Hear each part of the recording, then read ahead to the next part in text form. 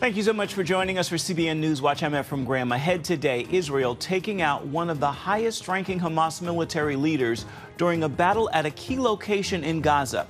And we'll bring you a look at how Israeli Jews and Arabs are working together in hospitals to save lives during this war. Here at home, the governor of West Virginia now running for the Senate, and his victory could flip control from Democrats to Republicans. Governor Jim Justice, a strong Christian, tells CBN News why he's in the race. The illegal immigration crisis on the southern border is a top political issue in this year's election. We're going to hear from a group of Christian women ministering in the region to both border officers and migrants. And on this Easter weekend, we're going to take you to the Garden Tomb in Jerusalem, where many believe the body of Jesus was placed after his crucifixion and where he was resurrected. All those stories and more ahead today, right here on CBN News Watch. This is CBN News Watch. We begin this half hour in Israel, where the Israeli military is keeping up its assault on Hamas, launching strikes in Gaza and taking out Hamas fighters on the ground.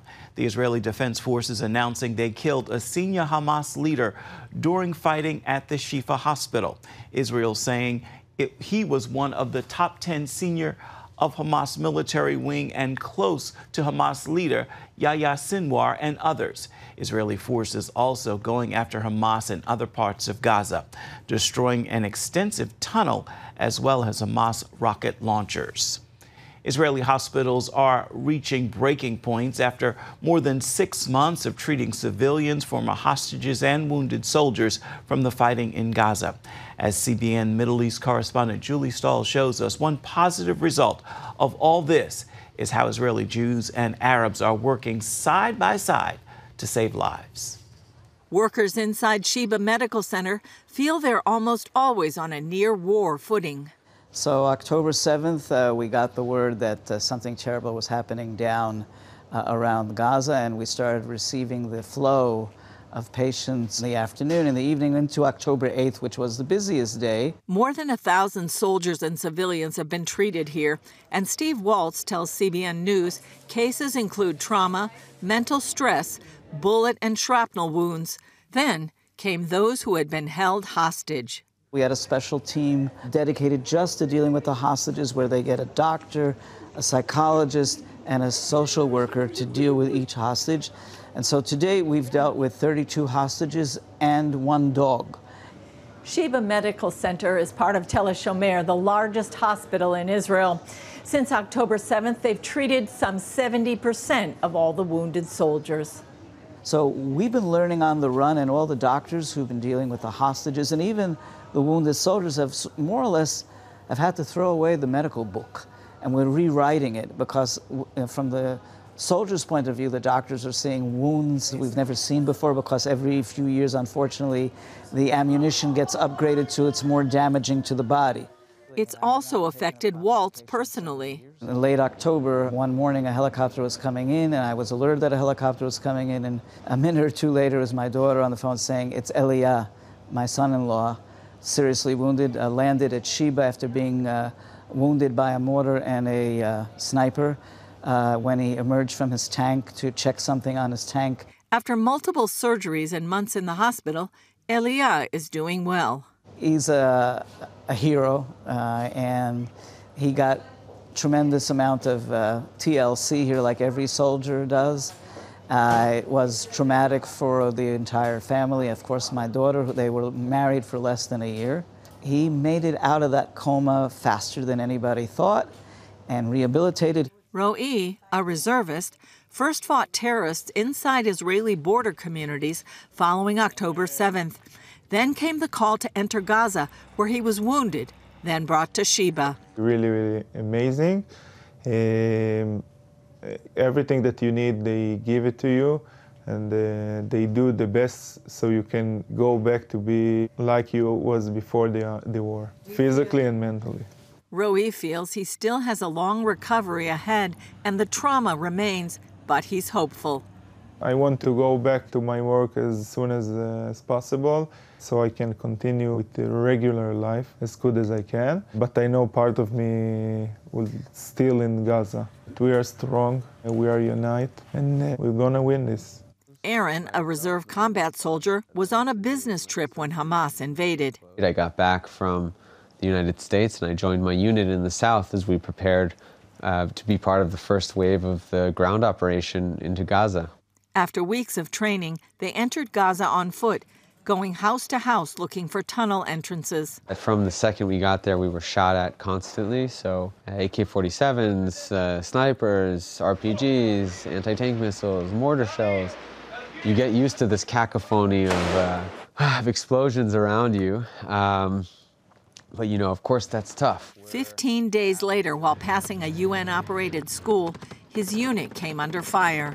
So my commander stops and he says, let's ask permission to go into the house. And when he stopped to do that, there was a sniper behind the school that was waiting for that opportunity to shoot one of our officers. As Aaron ran back to save his commander, the sniper shot him in his leg, side, and back. It's incredible, it's miraculous. The fact that I get to keep my leg, that I'll make a full recovery, all of this is not taken for granted. He's been here about 4 months. The unique way that people come together here, the Arab Israelis and Jewish Israelis, you know, are united here in Sheba for one purpose, which is just to provide immaculate, incredible care. Waltz calls Sheba a prime example of how Israelis work together. 25% of our staff are Israeli Arabs. Jews and Arabs working side by side to save the lives of civilians and soldiers alike. There's no differentiation. Something that we do during the year also with Palestinians that we treat from Gaza and the West Bank. In order to be successful, Waltz says Sheba remains a politics-free zone. You walk in the door here, we check our politics at the door. We're a hospital with a hope without boundaries. The war is outside of our doors, and inside is the battle to save lives. Julie Stahl, CBN News, Sheba Medical Center, Tel Aviv. Coming up here at home, the governor of West Virginia has set his sights on Washington. See why Jim Justice is running for the Senate, even though he's a reluctant candidate. And meet the companion who goes everywhere with him. We're going to bring you the story. It's all coming up when we come back.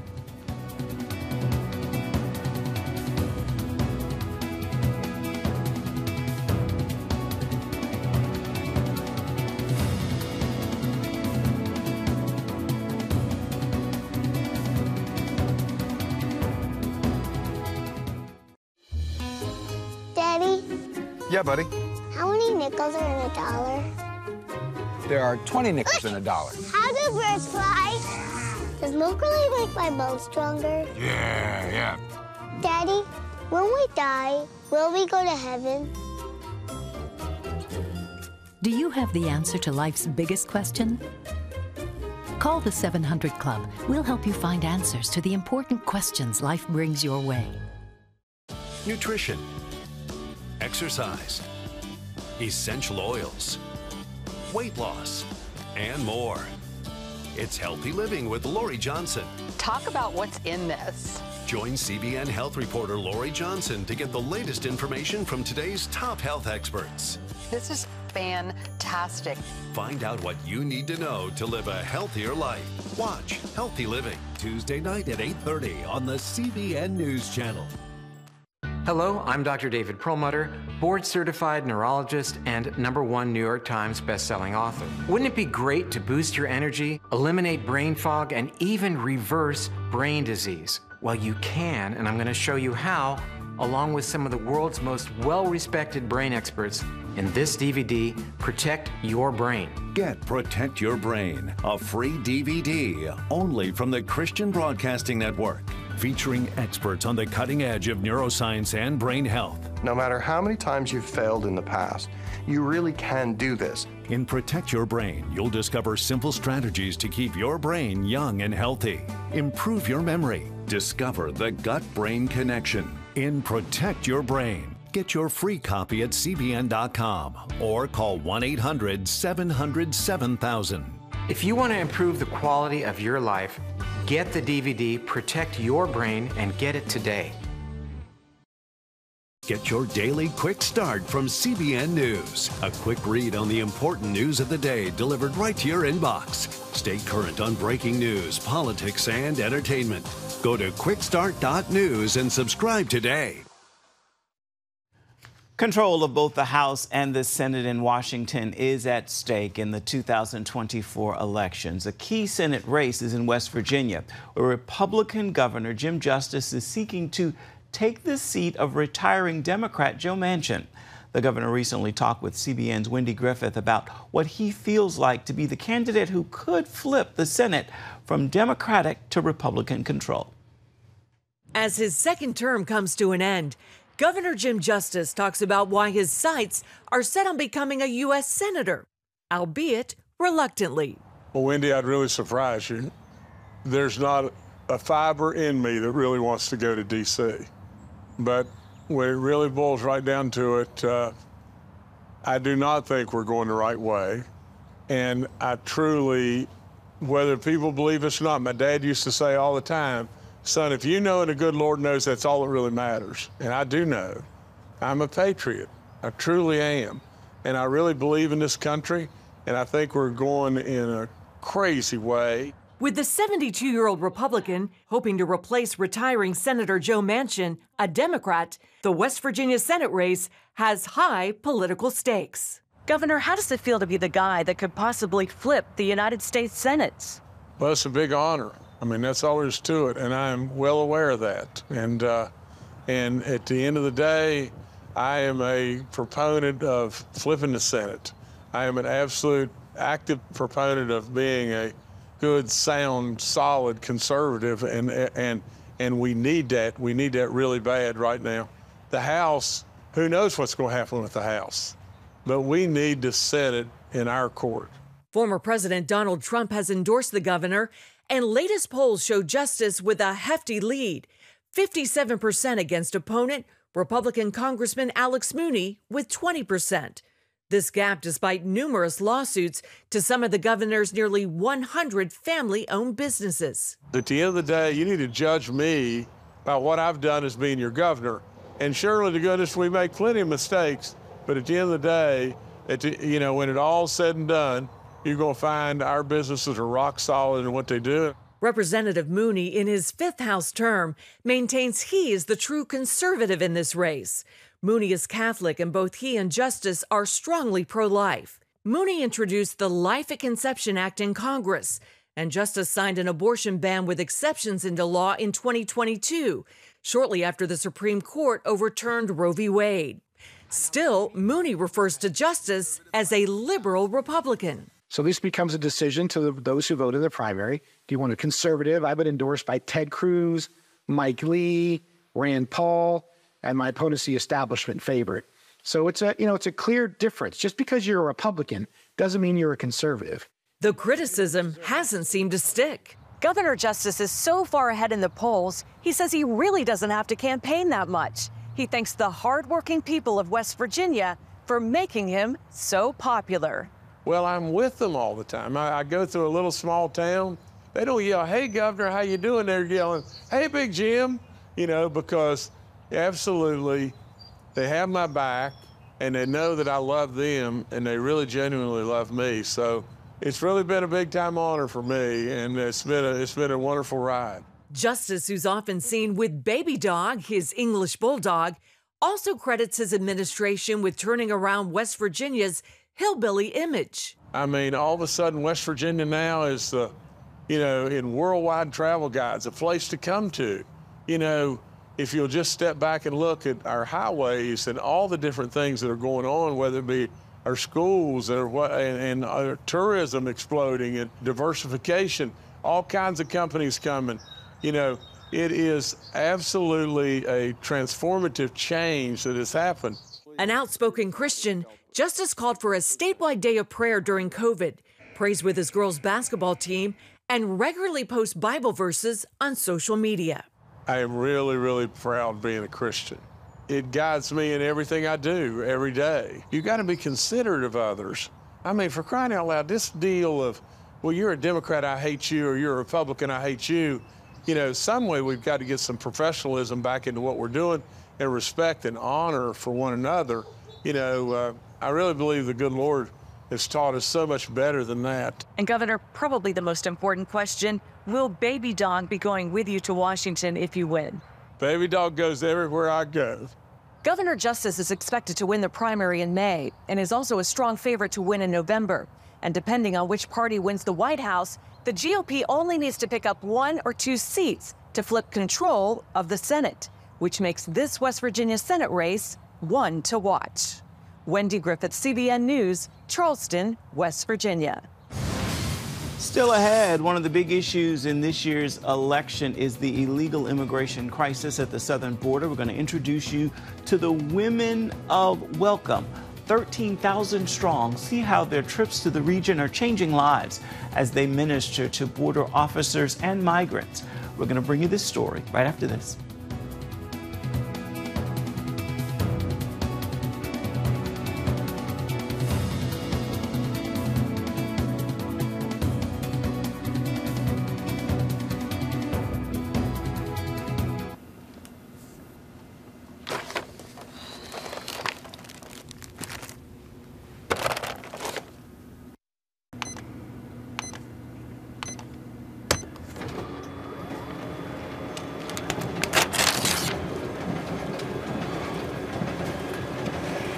Life is better with a good night's sleep.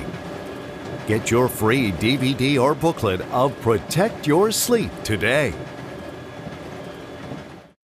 I'm Ephraim Graham, and this is Studio 5. Cruise with me as I discover the good things happening in the world of music, sports, television, and movies. The fact that Ryan Coogler was going to be directing the film, I knew that something special was going to happen.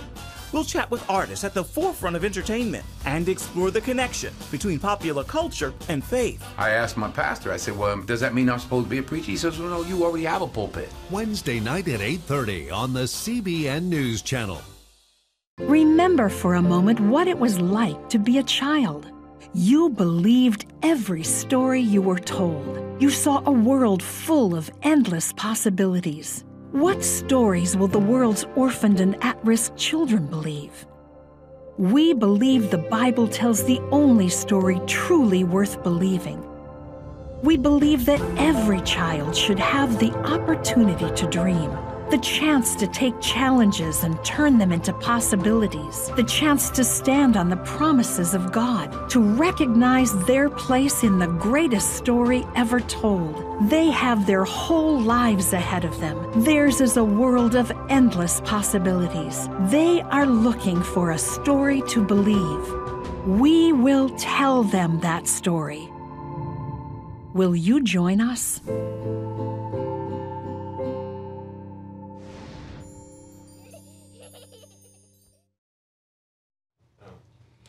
The crisis on our southern border is the #1 issue for many. While lawmakers in Washington struggle to find solutions, one group of Christian women is making trips to the border to pray for the migrants and to pray for the patrol agents as well. Charlene Aaron is on that story. A new Lifeway study found that 91% of evangelicals favor immigration legislation that guarantees tighter borders. That same number also supports immigration measures that respect the God-given dignity of every person. The group Women of Welcome is doing just that, approaching the issue from a biblical stance, not a political one. I've been working in the pro-life movement really for preborn lives and kids who are trapped in foster care or were awaiting forever families. And I was just challenged by a friend who worked really in the immigration space with World Relief to say, hey, does your pro-life agenda, does your pro-life biblical worldview extend to those across the border? For Women of Welcome's Bree Stensrud, who leads a community of more than 13,000 evangelical Christian women, that answer was no. A trip to the U.S.-Mexico border in 2019 changed both her mind and heart. I met with vulnerable mothers and migrant children who were also mothers themselves due to the violence that had happened to them in their countries. And they were seeking safety. They were seeking a different life. And that wasn't the narrative that I was hearing. It wasn't the narrative that my other friends in my conservative Christian circles were hearing either. And so it really grieved me because I thought if my girlfriends could see what I've seen on the other side of the border, they would be just as grieved too. I would want to say to another mother who was seeking asylum that I'm so sorry. And also that you are doing a great job. And that all the little things you do for your kid, that all those little things matter. It is a sentiment Stensrud believes other Christian women would likely openly share, were it not for partisan politics. It's very hard to detangle and let yourself sit back a ways to take in the full picture. Because right now, each party is being fed a certain narrative about what should be happening along the border. We should be seeing what's happening at the border as an opportunity, a gospel opportunity, an eternity kingdom possibility. That possibility turns into reality during her group's trips to the border. Opportunities to pray for migrants and Border Patrol agents abound, with officers seeking prayer for rising suicide rates among their ranks, safety concerns, and help with their families. Every officer has always accepted our prayer, and we huddle them up in a circle, we lay our hands on them, and we thank them for showing up in some of the hardest parts of humanity and trying to affirm people's dignity as they are approached by them. While Stensrud points out their work is not politically motivated, she admits disappointment that lawmakers have failed to make progress. There are just, really some detractors that are showing up and persuading people otherwise. And Americans in general, but conservative Christians, they want a solution for vulnerable people showing up at our border and vulnerable people around the globe. We want to see people work together for the flourishing of people, no matter what party you're siding with on any given year. Meanwhile, as the nation grapples with the issue, the Bible calls Stensrud and others to take the lead. It doesn't mean that everybody gets into the U.S. We have to have thorough vetting, and the Lord is going to hold us accountable to how we treat the sojourner. You don't have to leave conviction to have compassion, and just come in and see what the Lord says in the whole arc of Scripture, and let that inform the ways that you show up politically to make a solution for thousands and thousands of people and Americans alike. I was a stranger, and you invited me in. There's the verse in 1 John 3. I think as a church, I think our call is to get closer. Charlene Aaron, CBN News. Coming up, we're going to take you to Jerusalem on this Easter weekend for a visit to the Garden Tomb, where many believe the body of Jesus was placed after his crucifixion and where he was resurrected. We'll bring you a look at this historic location when we come back. Stay with us.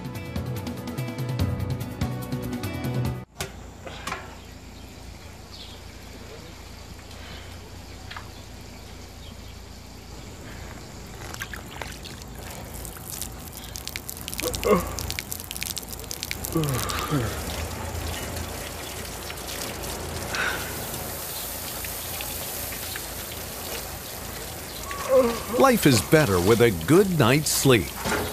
Get your free DVD or booklet of Protect Your Sleep as the world watches from the outside. It's a big diplomatic tug of war here in the Middle East. Go inside the story with Jerusalem Dateline. Israeli archaeologists are talking about a discovery that could change the thinking about the Temple Mount. Join CBN Jerusalem Bureau Chief Chris Mitchell and get the biblical perspective on the events shaping the world. What starts in Israel then ends up going to other places.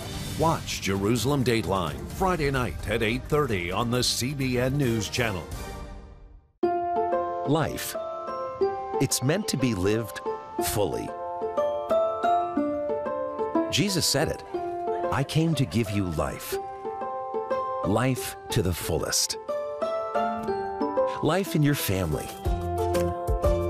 Life in your finances.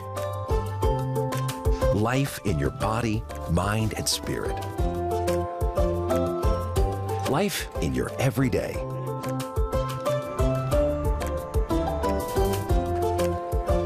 At CBN.com, we're taking what Jesus said seriously. We're here to help you discover life.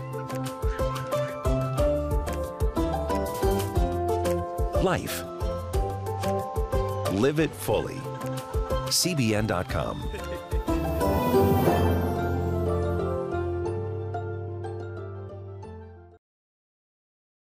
Download the CBN News app.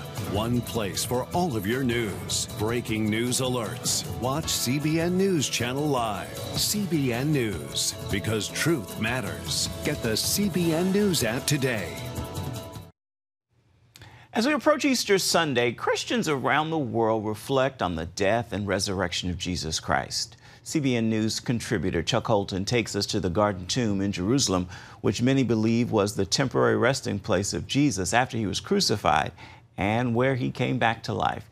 Despite recent conflicts in the area, the Garden Tomb has reopened its doors, offering visitors a chance to contemplate the sacrifice and hope that lies at the heart of our Christian faith. This is the Garden Tomb in East Jerusalem, which is the Arab quarter of Jerusalem, just outside the city walls. And it is one of the two places that is thought to be the final resting place of Jesus of Nazareth. There are tombs here that match the biblical narrative. It is outside the city walls and is very close to a cliff face that they think could have been the site called Golgotha. Now, they closed the Garden Tomb after the attacks on October 7th because it exists in Arab East Jerusalem, and with tensions being so high, they thought it would be safer just to close it for a while, but they reopened it in February. And when people come here, there's one thing that they really want to see, and that's the tomb itself. We said, no, we need to be open because the gospel must be proclaimed, particularly at this time. So on February the 4th, we reopened the garden. It would be a real shame to come to a place like this and to just appreciate it for its beauty or its historical significance without taking some time to just sit and contemplate the sacrifice that was made for you and me by Christ on the cross. And the most important part of that story happened right here. I think this is the most important time to have that celebration because we worship a wounded, risen Christ who identifies and shares in our sufferings but also gives hope.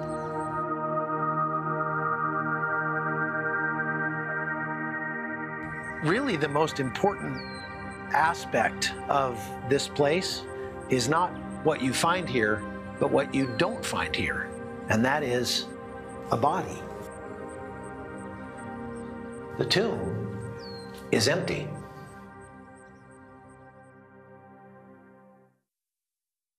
Indeed it is. Christians from around the world will gather at the Garden Tomb for a sunrise service Easter morning. Now, you can watch the event live at 11:30 p.m. Eastern on Saturday on the CBN News Channel. You can also watch it on YouTube or the CBN News app. Then on Easter Sunday, the service will be shown again on the CBN News Channel. You see the times listed there for that. Time now for your Friday Faithful. I leave you with this message on this Good Friday. Jesus is faithful all the way to Calvary's cross, then to the grave, then to the sky, and then to the right hand of our Father. It's an eternal journey of passion and love, and there is no denying the love of our Father. With that word, I encourage you to make this a Good Friday, honoring the great gift of our good Father. His name is Jesus. Well, that will do it for this edition of CBN NewsWatch. Remember, you can always find more of our news programs on the CBN News Channel at any time. You can also find them online at cbnnews.com. Take a moment, let us know what you think about the stories you've seen here today. You can email us, newswatch@cbn.com. Have a wonderful Resurrection weekend.